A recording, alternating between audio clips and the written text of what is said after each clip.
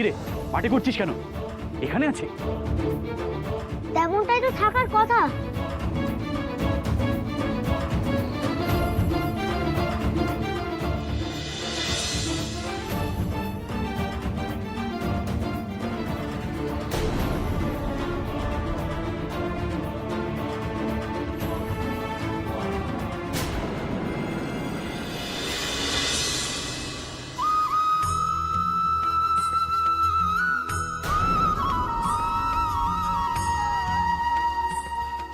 জমিদার বাবু, দেখেছো এত বছর পরেও গোপাল যেমন ছিল তেমনই আছে।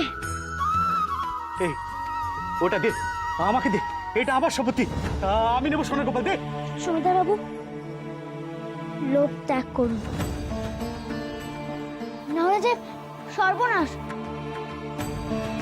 গোপাল কারোর সম্পত্তি নয়, গোপাল সবার, আর সবাই তার। হ্যাঁ, দে। ওসব ছেলে বোনানোর কথা অন্য কাউকে শোনাস তুই। যা, এখন যা, চলে গেল, তোর কোনো কাজ নেই। আর গোপাল? এই গোপাল আমি মন্দিরে বসাবো, পুজো দেবো। যা, এখন তুই ভাগ ভাগ, এখানে তোর কোনো কাজ নেই। যা যা, ভাগ। মন্দিরে প্রতিষ্ঠা করবো না ছাই, এই বহুমূল্য মূর্তি নিয়ে আমি সোজা কলকাতায় যাব। একে বিক্রি করে অনেক অনেক টাকা পাবো আমি। গোপালের ভার গোপালই নিক তবে।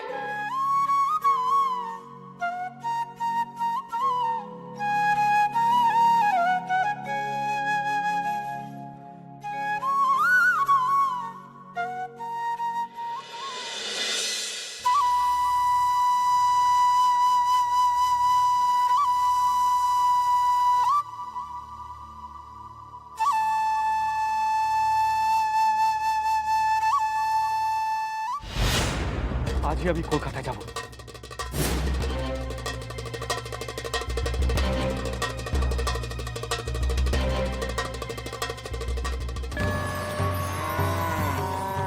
কি এরা কোথা থেকে এলো? হ্যাঁ, এভাবে আমার দিকে তেড়ে আসছে কেন? হ্যাঁ,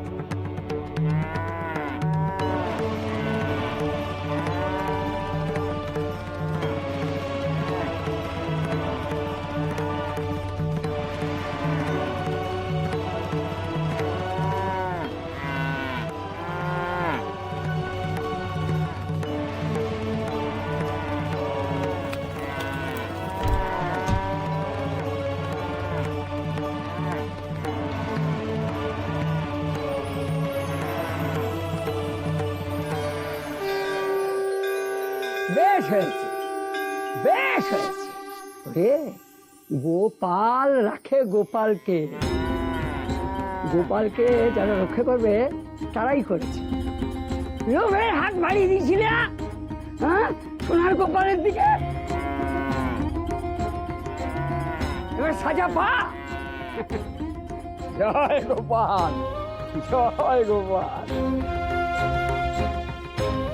চলো চলো বৌমা, হ্যাঁ, এখনো আমাদের কাজ বাকি আছে। চল।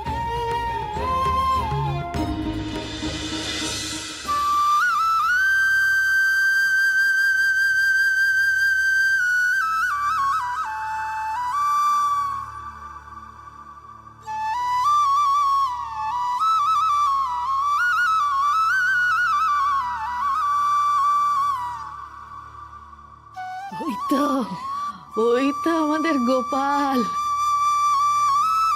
জমিদার বাড়ির থেকে ওই গোপালের মূর্তি উদ্ধার করে নিয়ে আসছে। চল রাঙা চল। আয়, আয়।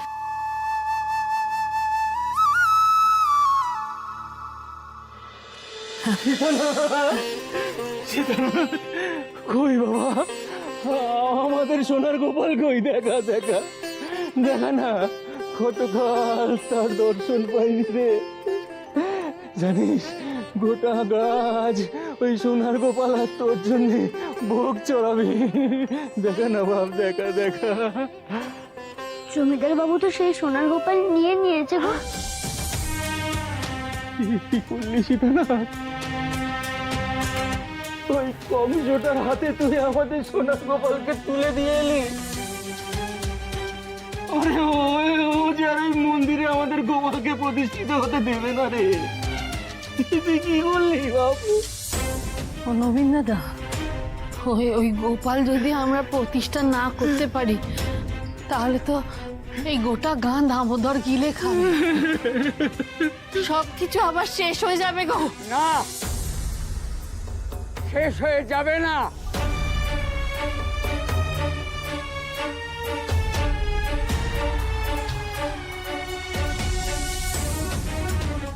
আবার এ গায়ে সুখের দিন আসছে।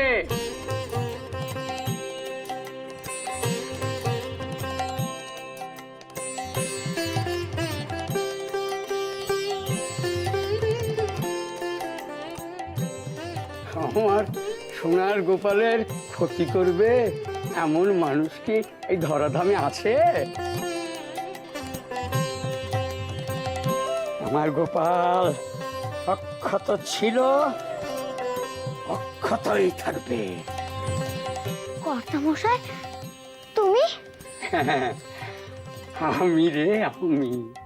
কিন্তু আমার গোপালকে তুই অমন অবলীলায় কংসের হাতে তুলে দিলি কেমন করে বাবা? আমি জানতাম গো, কংসকে জব্দ করার জন্য গোপালেরই দরকার। আর আমি এটাও জানতাম তোমার গোপালের কিচ্ছু হতে পারে না, কিচ্ছু না। গোপালই তার পালককে রক্ষা করবে। ওরে, তুই যে আসল হকদার। নে, হাত পাত। আমার জ্যান্ত গোপালের হাতে আমার সোনার গোপালকে তুলে দিয়ে আমি এবার নিশ্চিন্ত হই। ও বুড়ো কর্তা, ওই কংসটার হাত থেকে তুমি আমাদের সোনার গোপালকে কি করে উদ্ধার করলে গো? কংসের লোভের হাত পড়েছিল আমার গোপালের গায়ে। গরুর পাল এসে তাকে শাস্তি দিয়েছে। আমার ছেলে যথাযোগ্য শাস্তি পেয়েছে, শাস্তি। চল বাবা, এবার চল আমার মন্দিরে গিয়ে আমার গোপালকে প্রতিষ্ঠা দেব। চল, আয় আয় বাবা, আয় নে। দাও গো, দাও। আমার বড় ঋণটা আমি এবার শোধ করি। কি গো, তোমরা মন্দিরে যাবে না বুঝি? যাবো গো, যাবো। কি বলে দেখো, যাবো না? আমরা তো যাবো। আমাদের জ্যান্ত গোপালের হাতে গোপাল প্রতিষ্ঠা দেখবো, আমাদের জীবন ধন্য করবো গো। বলো সবাই, জয় গোপালের জয়, জয় সীতানাথের জয়।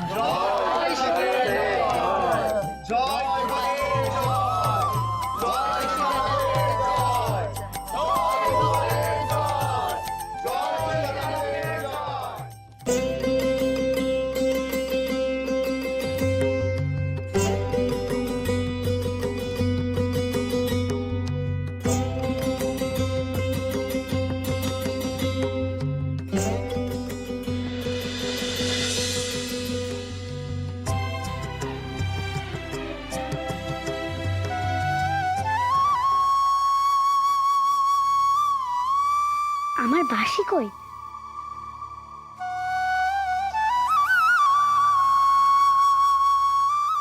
কে বাজাচ্ছে ওই বাঁশি? তবে কি গোপালের বাঁশি গোপালই ফিরিয়ে নিল? যাক, গোপাল গোপালকেই রেখেছে, তাই তার বাঁশি সে নিয়ে নিল।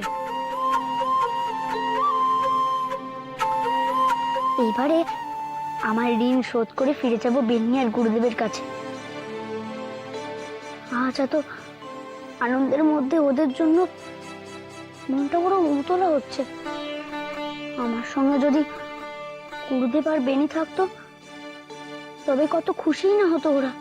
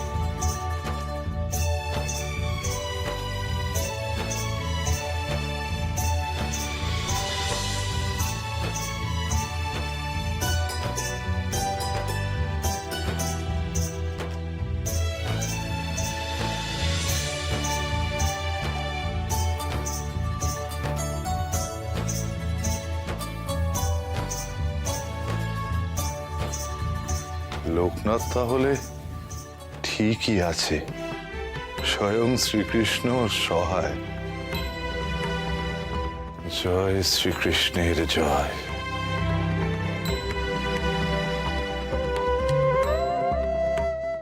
আপনারা কে? কোথা থেকে আসছেন? আমাদের সীতানাথকে চিনলেন কি করে? আমি বলছি গো,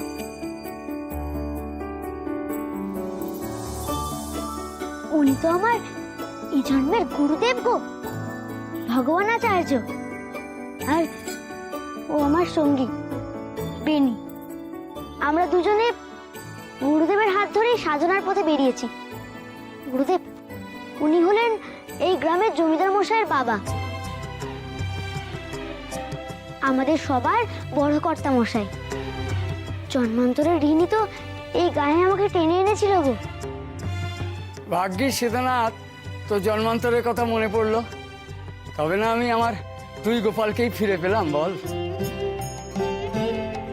শুধু কি বুড়ো কর্তা গো, আমরাও তো আমাদের বুকের ধন, আমাদের সোনা মানিককে ফিরে পেয়েছি কর্তা। সত্যি সত্যি আজ বড় শুভ দিন। আমার সোনার গোপালের নতুন করে আজ মন্দিরে প্রতিষ্ঠা হবে। আর আজই সন্ন্যাসী ঠাকুরদের পায়ে ধুলো পড়লো এই গায়ে। দয়া করে আমাদের গায়ের আতিথ্য গ্রহণ করুন। আপনার ব্যবহার আমাকে মুগ্ধ করেছে জমিদার মশাই, কিন্তু আমরা যে পরিব্রাজক সন্ন্যাসী, এখানে থাকা তো আমাদের পক্ষে সম্ভব নয়। আমরা এসেছিলাম লোকনাথের পূর্বজন্মের ঋণ শোধ হয়ে গেলে ওকে নিয়ে যাবার জন্য। কি বলছো গো সাধু বাবা? আমাদের সীতানাথ চলে যাবে? আমার এই শিষ্যটি যে লোকনাথকে ছাড়া এক দণ্ড থাকতে পারে না। মূলত ওর টানেই আমরা খুঁজে খুঁজে এখানে উপস্থিত হয়েছি। এত কম সময় তুই একেবারে সেরে উঠলি কি করে রে বেনি? আমরা তো দুজনকে ছাড়া থাকতে পারি না, তাই দেখ মা শীতলা আমাকে ভালো করে দিচ্ছে। গুরুদেব তো বলেছিল এই রোগ সারতে নাকি 15 দিন লাগবে। কি করবো বল, আমার যে তোর জন্য বড় চিন্তা হচ্ছিল। মন বলছিল তুই বড় কোনো বিপদে পড়েছিস, তাই তো আমরা আরো ছুটে এলাম। এই শরীর নিয়ে ছুটতে ছুটতে এলো বেনি। আর গুরুদেব তুমি ওকে একটুও বকলে না? কি করে বকি বলতো?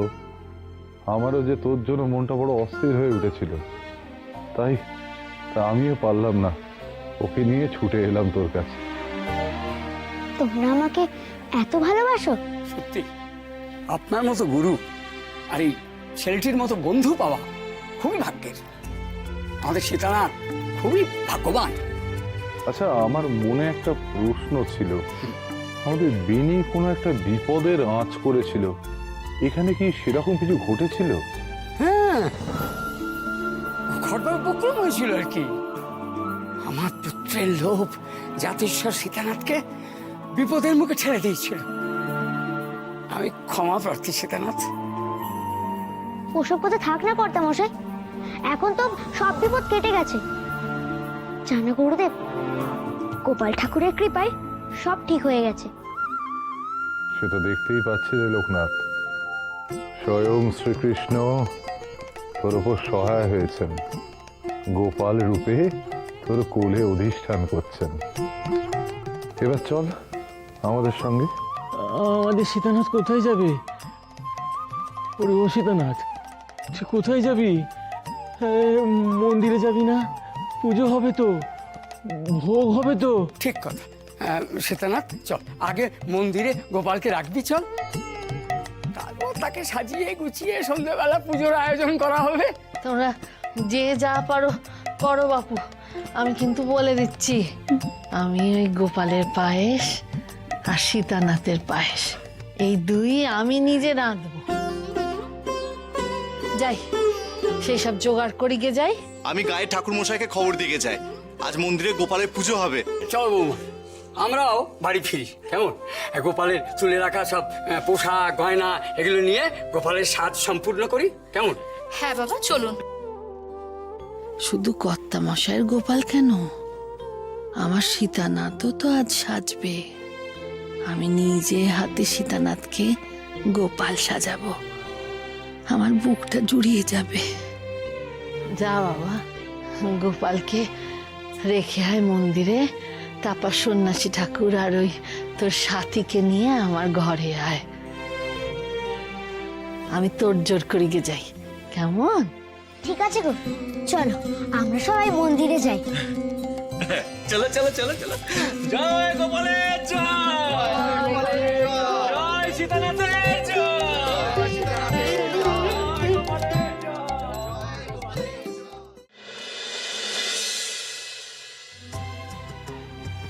বাবারা,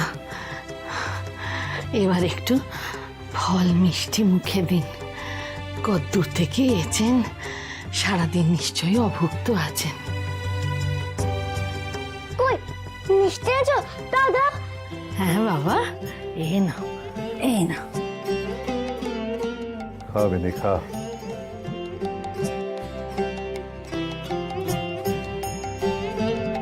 বাবা, এবার আপনার জন্য একটু জল মিষ্টি নিয়ে আসি। না মা, আমি খাবো না, আমি একেবারে রাতেই আহার করব। আমি তো সপাক আহার করি। আপনি নিজে রান্না করে খাবেন? কেন বলুন তো? সন্ন্যাসীদের যে এটাই ধর্ম মা। আর এই দুই বালক সন্ন্যাসী, ওরাও বুঝি আমার হাতে খাবে না? তা কেন, ওরা খেতেই পারে। নিজেদের শ্রাদ্ধ করে পূর্ণ সন্ন্যাস গ্রহণ করার আগে অবধি ওরা অন্যের হাতে খেতেই পারে। তবে কিনা এই সন্ন্যাসের প্রাথমিক পর্বে ওরাও সবাকে আহার করেছে। এতদিন বাদে আমার সীতানাথ ফিরল তো, তাই ভেবেছিলাম ওকে নিজে হাতে রান্না করে খাওয়াবো। খাক না, লোকনাথ বেনি আপনার হাতে খাক না মা, কোনো সমস্যা তো নেই। তাছাড়া মন্দিরে পুজো তো পুরোহিত করবেন, ওদের তো উপবাসের প্রয়োজন নেই। লোকনাথ খায়, নইলে কিন্তু আমি সব খেয়ে ফেলবো। হ্যাঁ রে বেনি, তুই খা, গোপাল পুজো হওয়ার পরেই আমি খাবো। মা, সে কি কথা সীতা? কাল থেকে তো তুই দাঁতে কুটোটি কাটিসনি। আমি তো তোমায় কথা দিয়েছি বলো ফুলপিসি, গোপাল পুজো হওয়ার পরে সবার আগে আমি তোমার হাতেই পায়েস খাবো, তবে যে আমার ঋণ শোধ হবে গো। আমার পায়েস রান্না হয়ে গেছে। এবারে পুজো সেরে সেই পায়েস তোর মুখে তুলে দিয়ে তবে আমার শান্তি। কি দেবে নি, তাড়াতাড়ি খেয়ে নে। সন্ধ্যা তো হয়েই গেছে, আমাদের তো গোপালের পুজো দেখতে ওই মন্দিরে যেতে হবে রে।